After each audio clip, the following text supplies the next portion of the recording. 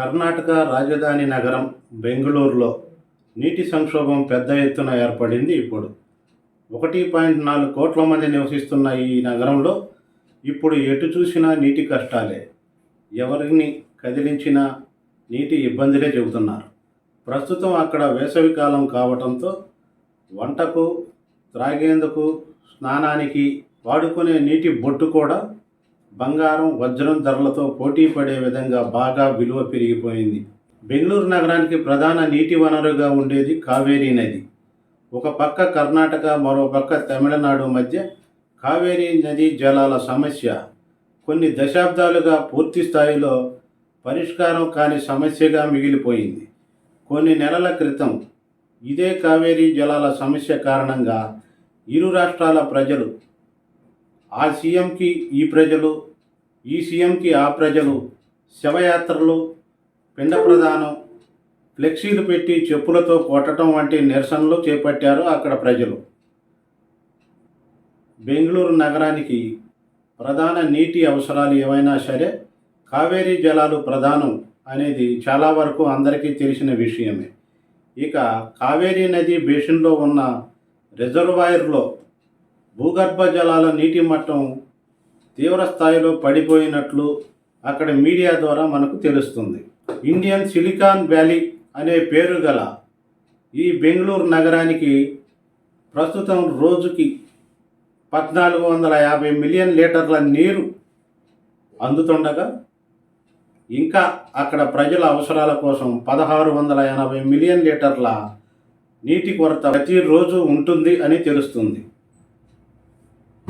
గతంలో 12,000 లీటర్ల water tank ధర సుమారు 1200 ఉంటే ప్రస్తుతం ఆ ధర 2,000కు పెరిగిందని అక్కడ ప్రజలు అంటున్నారు.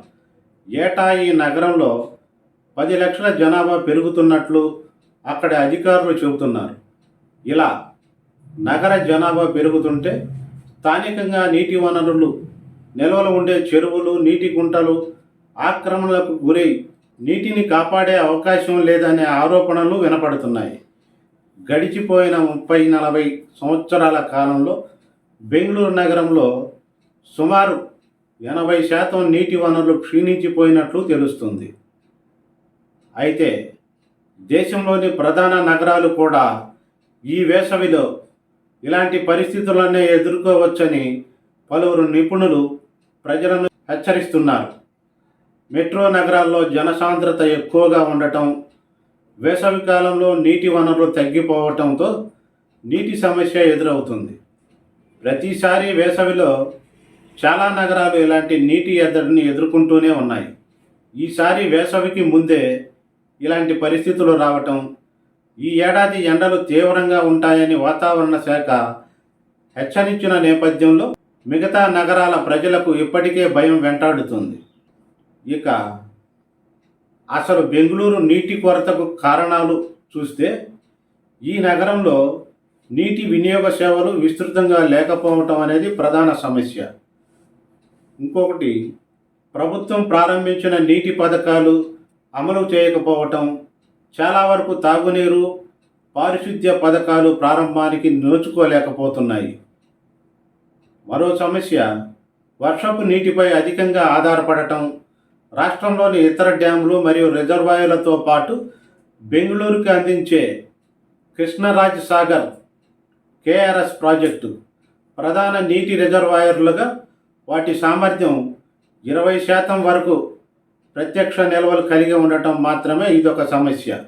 ఇక సహజ నీటి వనరుల ఆక్రమణ, కాంక్రీట్ జంగిల్లా మారుతున్న నగరం ఒక సమస్య అయితే, మరో సమస్య భూగర్భ జలాలు పెద్ద ఎత్తున దోపిడీ జరుగుతున్నాయి. అలాగే బోర్వెల్స్లో నీటి మట్టాలు తగ్గటం, నీటి కోసం ప్రస్తుతం 800 నుండి 900 అడుగుల లోతులో బోరు వేస్తున్న పరిస్థితులు ఉండగా కొన్ని దశాబ్దాల క్రితం 150 నుండి 200 అడుగుల లోతులో నీరు దొరకటం అప్పట్లో సర్వసాధారణమైనటువంటి విషయం. అయితే ఇప్పుడు ఆ పరిస్థితి బెంగళూరులో లేదు. ప్రభుత్వం అందించే నీటి వినియోగ సేవలు లేకపోవడంతో జనాభాకు ట్యాంకర్ నీటి వినియోగం తప్ప మరో మార్గం లేకుండా పోతుంది.